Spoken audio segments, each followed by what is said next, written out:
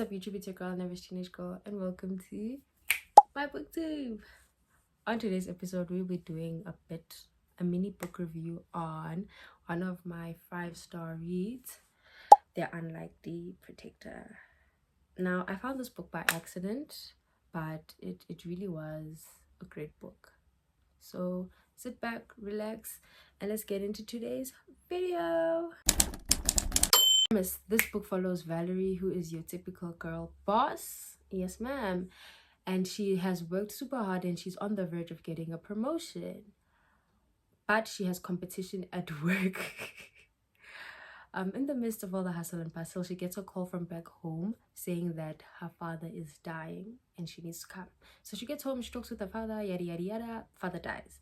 She now has to take care of her twin brothers. And she also has to do some weird competition thing for the festival that she promised her father to do. I forgot, guys. I read this book a while ago, so forgive me. It's a bit hazy. But yeah, that's what happens. So the house that they stay in is literally burning down with them inside. And who but Brent to come and save them? Brent just happens to be the guy she hates from high school. Plot. This is like a popcorn book. Like, I want you to understand that, like, it is not one of those books that you sit down and you think about and you think will change your life. Now, if you want that, you go and you read Francine River's books. This isn't that. Now, it's really just a popcorn book.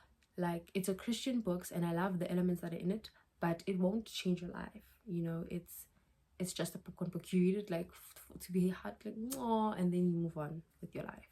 So that's the plot. It is a great book. I gave it 5 stars because it's amazing. Plus the author follows me on Instagram. But you don't follow me on Instagram, do you?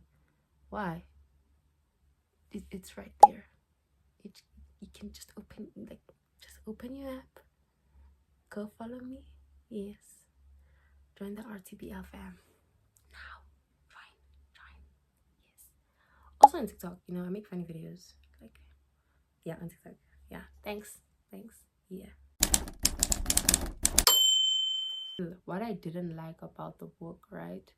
Not that I didn't like this. Nah, it's still a beautiful book. It's just, this is like one of those things that's just always there, you know?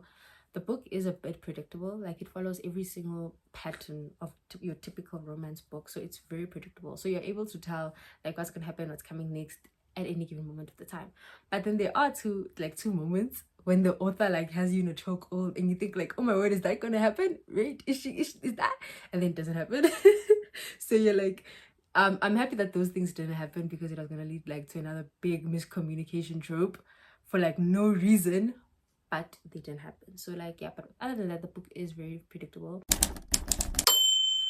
What I liked about the book. Now here is where we involve my good friend Board. This is Board. I don't actually know what we're gonna call Board, but my boyfriend got this for me, and yeah.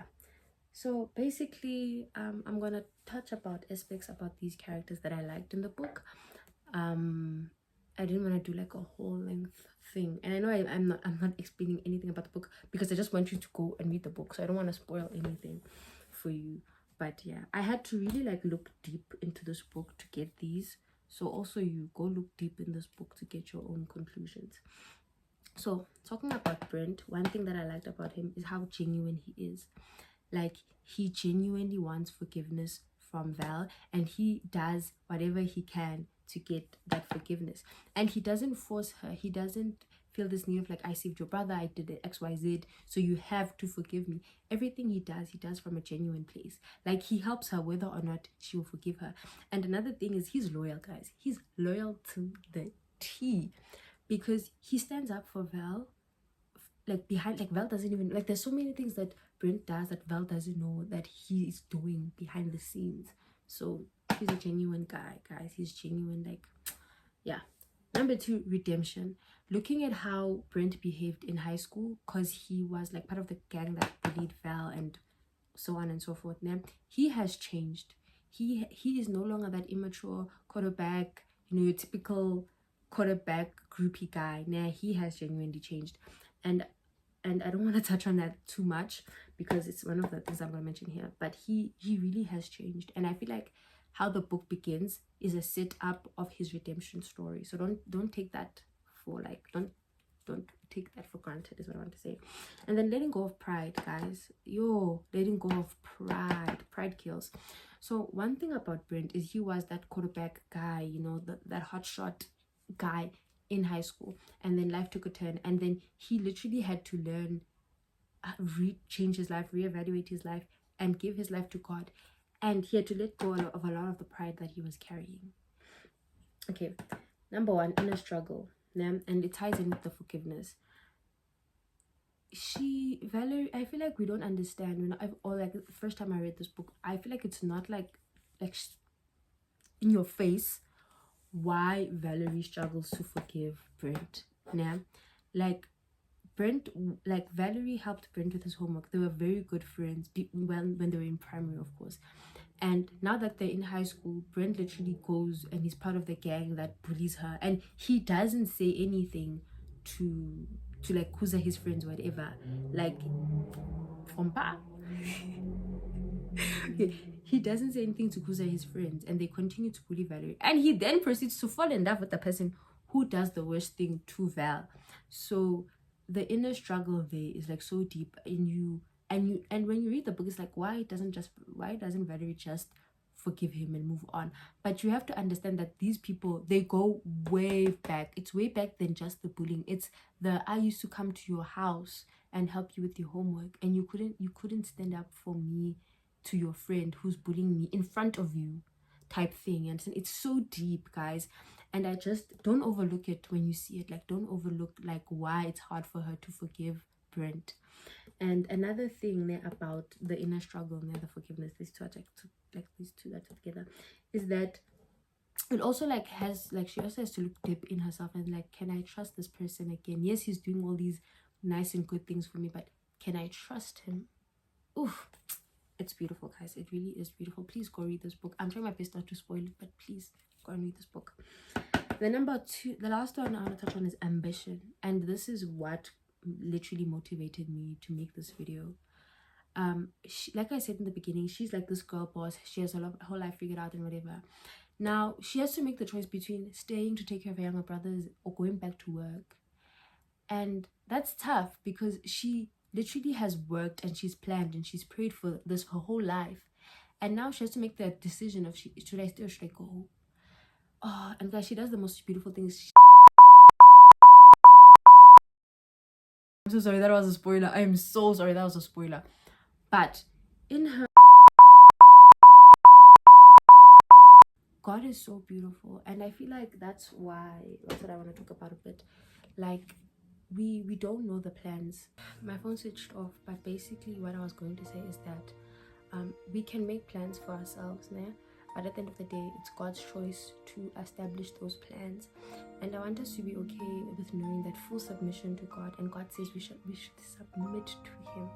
So knowing and understanding that submitting to God is knowing that at any given moment, all the plans that you have made, if they don't align with God's purpose for you, are you okay with God demolishing them? Are you okay with God saying those 10 years of work that you did was for nothing? But I have this thing that I think will be great for you, and you do not even know what this thing is, but God is asking you to trust him and run with it. Are you okay with that? A lot of the time we think God is a vending machine, you know. We think if we punch in the right things, if I fast, if I do this, if I do that, God will give us what we want. And that's not what God is calling us to do. God is calling us to fully submit to him. God is asking us to hand over our lives to him and trust that he is going to do what he wants, and trust that he's going to do what is best for us. Now, this is something that I struggled with, and it really did touch me, and it really reminded me of this book. I don't know why. It's not like I'm saying it's not something that's out there, but it really did remind me. And basically what I struggle with is sometimes, like, guys, like I'll pray for something and then I'll worry about it, or like I'll pray for something and say, God, I'm leaving this to you, and then I'll go and check on this thing that I'm leaving to God. For example, I'll say, God, I'm leaving my boyfriend to you, change him, work on him. I don't know why I'm using my boyfriend as an example. There's nothing wrong with my boyfriend, guys. Like, okay, let's use my trousers. I wear trousers. I'll say, okay, God, I'm leaving the fact that I wear trousers up to you. But then I'll always be going to change. Okay, God, how far with the lens? How far with this? How far? I said I'm leaving it to God. I should leave my classes to God. Whether or not it's taking 10 days for the lens to be put in its place, it's fine. I'm leaving that to God. I shouldn't be checking how far God is, because my time and God's time is not the same. Someone called me. But like I was saying, thank you for watching my YouTube channel. I hope this touched you the same way it touched me. Please like, comment, and subscribe. And yeah, I hope God blesses you. And until next time, cue outro.